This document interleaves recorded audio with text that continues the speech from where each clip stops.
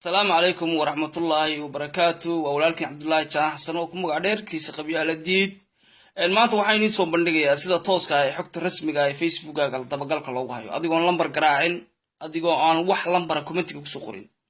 waa party 2 waa xogta labaad ee aan soo ogaaday Facebook gaaga waxaad galaysaa setting-kan sida tan baad u galaysaa sawirka halkan kaaga muuqda meeshan ku calaamadiyay aad arkayso baad ku dhufanaysaa ka gudub hoos baad u soconaysaa hoos markaad u socoto account setting baad ku dhufanaysaa sida tan baad ku dhufanaysaa sida tan markaad ku dhufato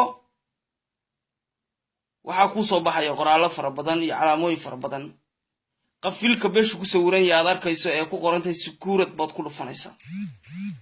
security markaad ku dhufato hoos baad u soconaysaa meeshan aan ku calaamadiyo aad ku dhufanaysaa meeshan aan ku calaamadiyo markaad gacanta ku dhufato waxa ku soo baxaya inta saacadood ee maalintii lagu baaro iyo inta saacadood ee sirtaada iyo hawlahaaga iyo waxyaalaha ku qarsoon loola socdo waayo wadanka Norway baa lagu bilaabay Soomaali fara badan ayaa citizen-ka lagala laabtay oo Soomaali fara badan ayaa citizen-koodii lagala noqday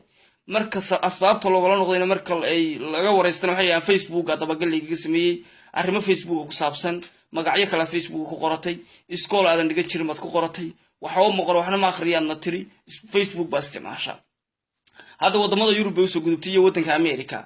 ma siiba Soomaalida aad farakulo loogu hayaa aad iyo aad baad u mahadsantiin waa walaalkiin Kiisa Qabyaaladiid wassalaamu calaykum waraxmatullaahi wabarakaatuh fiidiyogan u gudbi bulshooyinka Soomaaliyeed siday u arkaan kulay dad fara badan oo aan arkin baa jira